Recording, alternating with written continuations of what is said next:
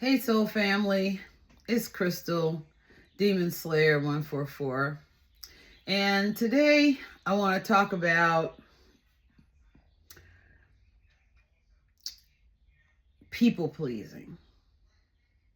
And I'm not talking about being pleasant with people or being nurturing to people, being a good friend or anything like that.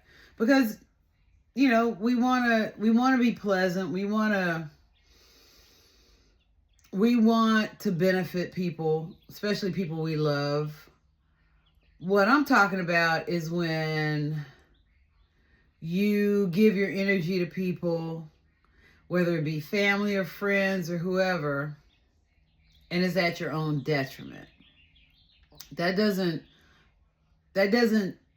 forward you. That doesn't feed you in any way. As a matter of fact, when you're people pleasing, you're taken away from your own essence.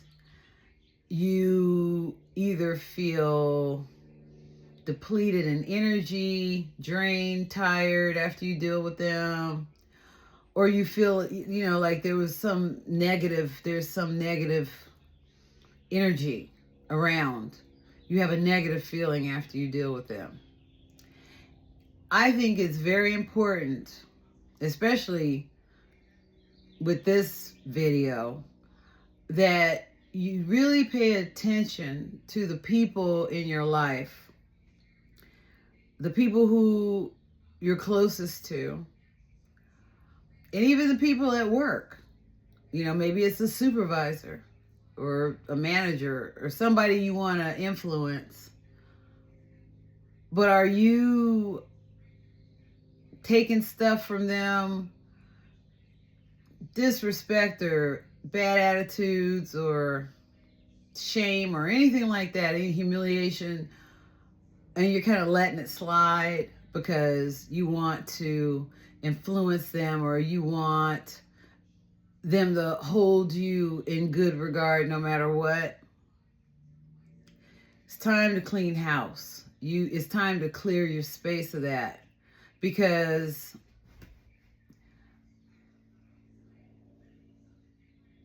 I always talk about demonic forces, and to people please and to maintain these malignant relationships, that actually feeds these demonic forces. It feeds them because you end up feeling bad in some way. But if you stay stuck that this relationship is so important that I have to allow this behavior or let that slide, or not pay attention to it because I don't want to seem petty, especially if there's gaslighting going on, to where even you may tell them, I don't like this, that, or other that you say or do. And they're like, oh, you're being too sensitive. That wasn't anything. Why are you taking that so seriously? Whatever it is to gaslight you, to make you not trust your own feelings about what's going on. So let me give you an example. If I have time, I can give you two, but I'll give you an example from my life. Okay, so there's this man, we'll call him Charlie. And I used to date Charlie. And that was a relationship for the books. Believe me, I may write a book on it one day. But anyway, after some serious soul searching, I decided that being in an intimate relationship with this man was not conducive to my well-being. It just was not. And so, look at my cat trying to get out. And so we ended it, or I ended it. But we stayed in touch.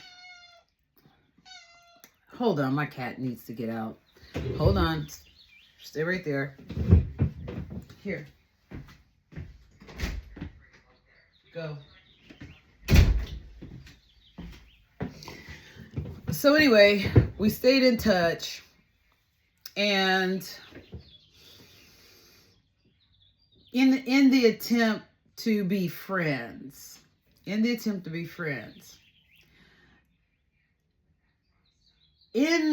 our attempt to be friends, or let's put it like this, in my attempt to be friends with him,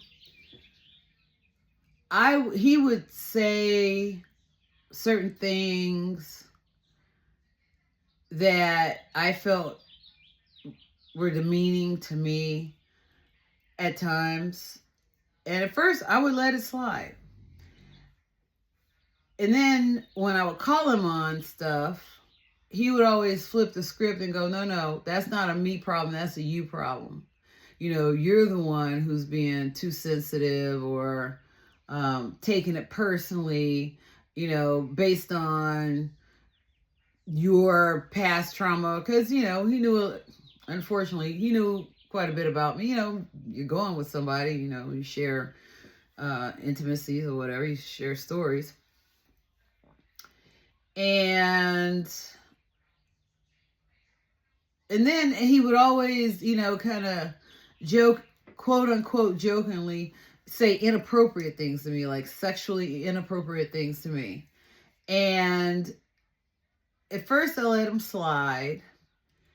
And then I would tell him about him, and he's like, well, you're just too repressed. You're repressed. You know, what's this puritanical attitude? What do you think you're better? I mean, on and on and on, right?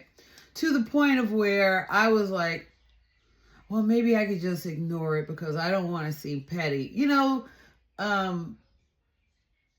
disrespecting my own sovereignty, my own inner beingness, my own intuition and inner guidance that's telling me that's not right.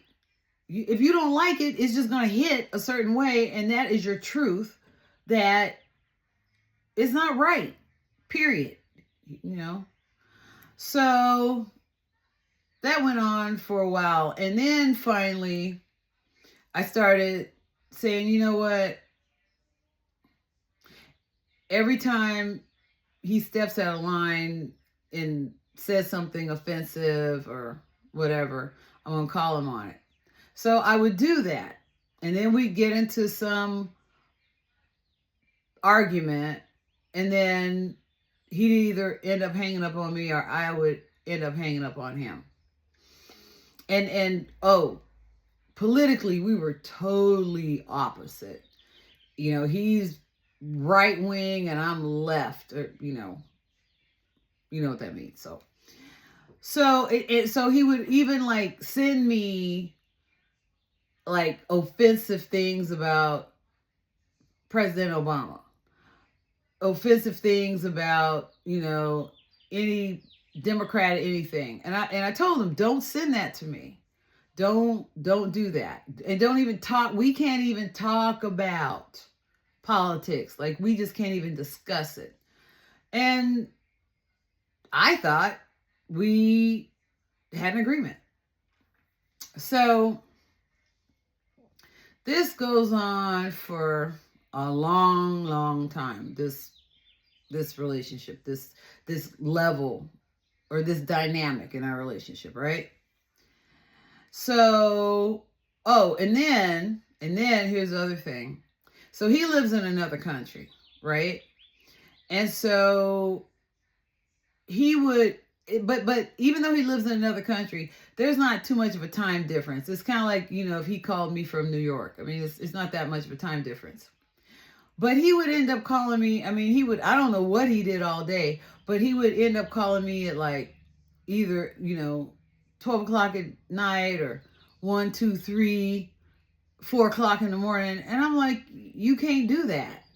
You cannot just, look, here are the times that you can call me. And it would be like, okay, for a second. And then he'd end up calling me at weird hours. And then I would just like chew him out and then get into, I mean, it was just, okay. But here I am trying to maintain the friendship.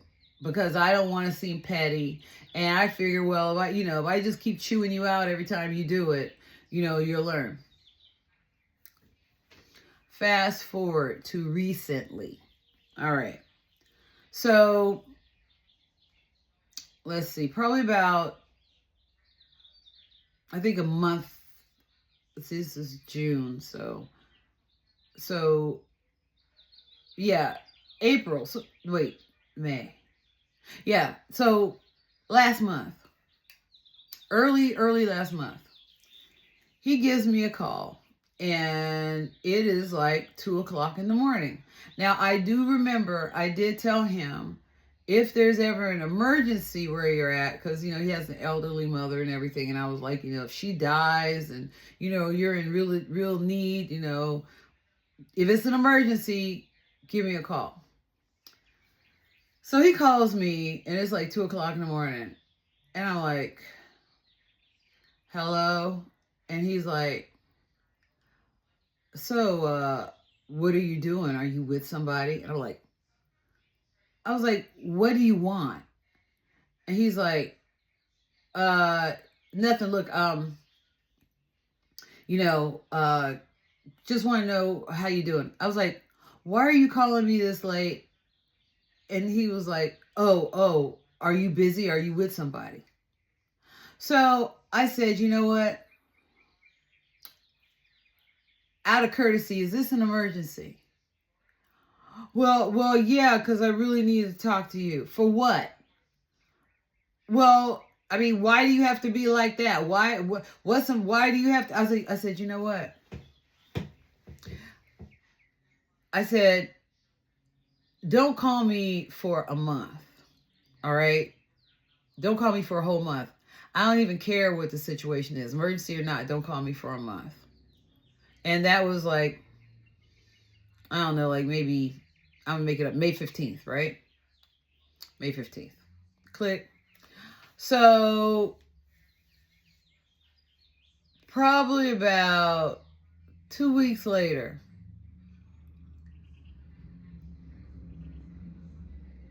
I get a message from him on WhatsApp. Oh, hold on. Somebody just came. I'll be right back. I'm sorry for that. Anyway, hopefully I jump back where I was. But so he contacts me 2 weeks later, and I see on WhatsApp he sent me a like a something off of TikTok or something, where it showed Marco Rubio saying something negative about Obama.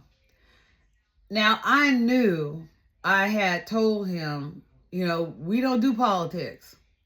So, because, I couldn't fathom that he would be that disrespectful to just override what I said.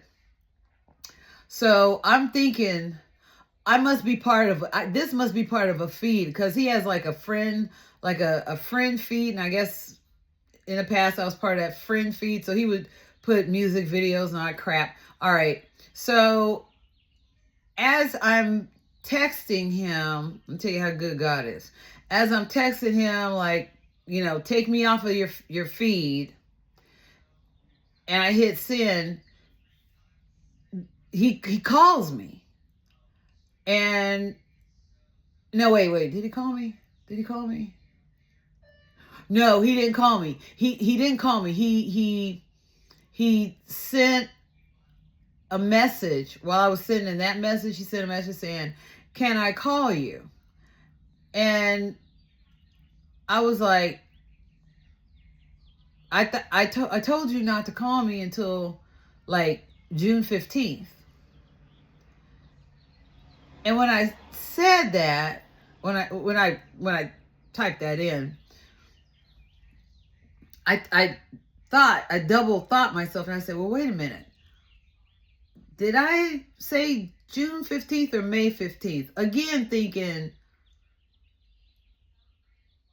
he cannot be, on some level, I'm thinking he cannot be disrespecting me like this.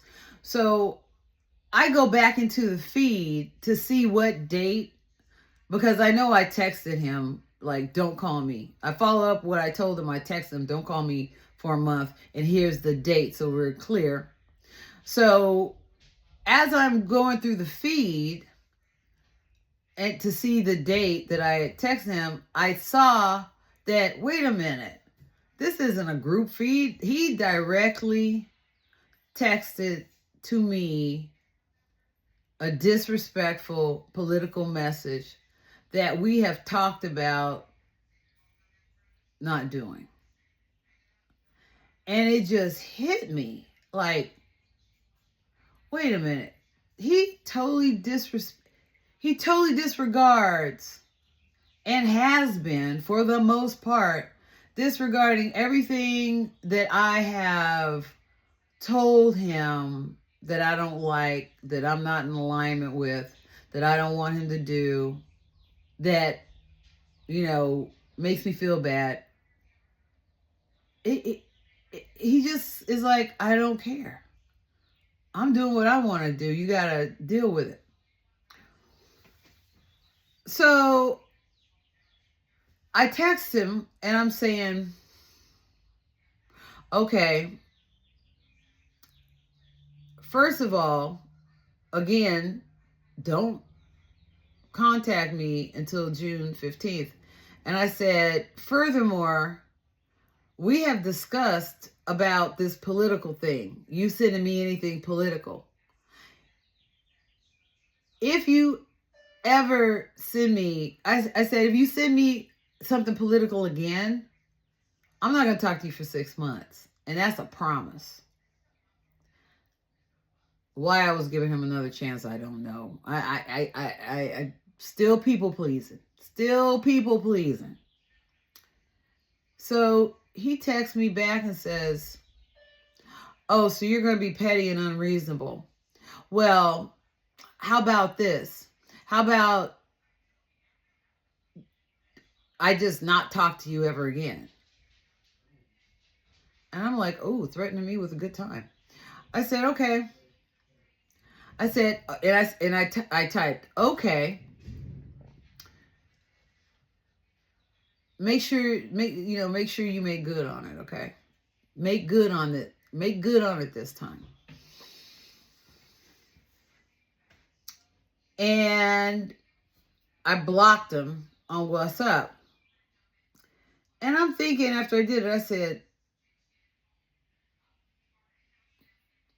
wow. Everything just hit me like a ton of bricks. And then something, which is, I know, a spirit, said, well, you better block him on your cell phone too. He's got that number. I was like, and right as I went to block him,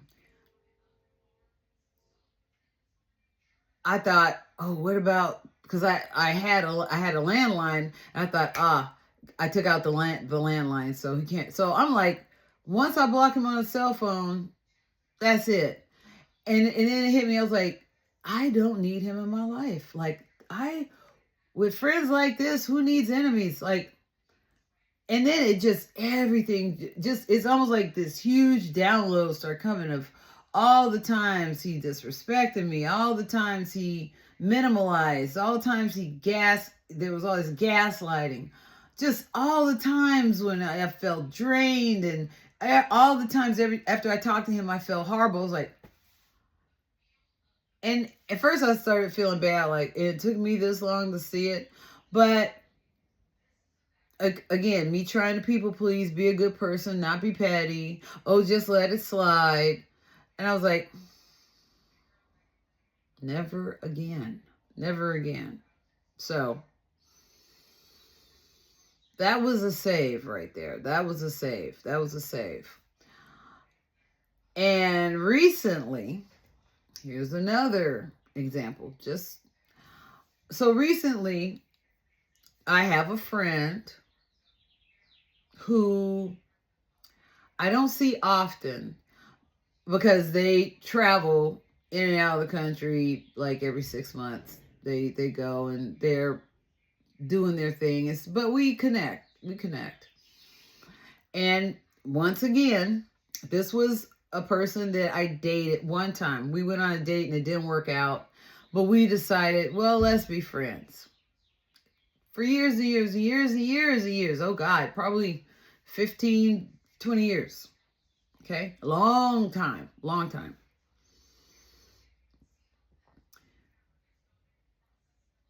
And I noticed that, again, I don't know why I attract them. So this friend would oftentimes we would talk or something, and he would always say something sexually inappropriate to me or asking me sexually inappropriate questions. And people pleasing, I want to be like, oh, I'm not going to be petty. And then ignore it, ha ha ha, kiki. And then at some point, I started saying, look, you can't talk to me like that. I don't want you talking to me like that. Well, what's the matter with you? Aren't we friends? Blah, blah, blah, and all this, right? Just don't talk to me like that. So for a while, he would stop, and then he would start up again. In addition to that, he would always invite me to these parties. Now, I never really had much fun at these parties, but I would go because he would beg me to go, because he would always beg me to go to these parties, when he came back into the country. He'd be gone for 6 to 8 months, and then he'd come back in the country. So, come and go out with me. Let's go to this party. And, now, years and years ago, I would go. They were kind of like Burning Man parties. And if you don't know what Burning Man is, Google it. I would go to parties like that, and they were okay. But eventually, I was like, not really my crowd. But for him, I would be like, okay, because that was one, that was my reasoning. Well, I haven't seen you in a long time, and he's begging me, and I don't see him that much. So whatever I make up in my mind to supplement my people pleasing, right? So when we would get together for these parties, maybe 2 or 3 times, if I go to the party dressed down, casual or something like that, he'd be okay, and everybody's drinking, and I'm drinking, and people getting whatever, and he would be like wandering all through the party, and I would kind of hardly see him, just hardly see him. But if I came looking really nice, oh, then he's I can't, he's like clinging to me, like, won't leave my side, and making sure that people see us together, and something told me that it was like this voice said, he's just using you for clout. He just using, and then of course, there's that part of me is like, oh, why are you so egotistical to think somebody will use you for clout? What makes you feel so special? No, the inner demon that wants to keep this going so that it could, my energy can be drained, and I can feel bad after our encounter, and then they feed off of that bad energy. So, and then of course, when I'm looking good, then he wants to get handsy, rubbing my arm or trying to touch my butt or something like that. And I'm like, so I'm like, no, that's not fun. I remember once we were at a party, and he, I was looking pretty good. And I noticed, because, all these guys are looking at me, and, people are paying attention to me. And so he like pulls me onto his lap, and, and it's all, and of course I'm drinking. So it's kind of like, ha ha ha. And I remember this one woman, she was like, I didn't even know her, but she's like, that's not a good look, blah, blah, blah, blah. And of course, I'm drinking, right? So, and he hears what she says, and he goes, she's a lesbian. She's just jealous. She want to be with you, and she's just mad because she's not. Me drinking, yeah, haha, yeah, that's true, right? All right, fast forward to yesterday. So he calls me. Now, I'm not feeling good that day. I pulled a muscle or something. I'm not feeling good. Well, I had pulled the muscle like 2 days before. So I was recovering, but taking it easy. So he calls, he goes, oh, I'm back from overseas. You got to come to this party, blah, blah, blah. And I do not want to go.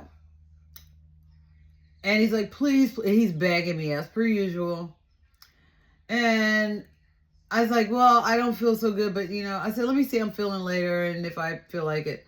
So later happens. And I'm like, you know what, let me just go to this party and get it over with. I haven't seen him. And he's like, oh, I've got so much to tell you from overseas. I've got so much to tell you.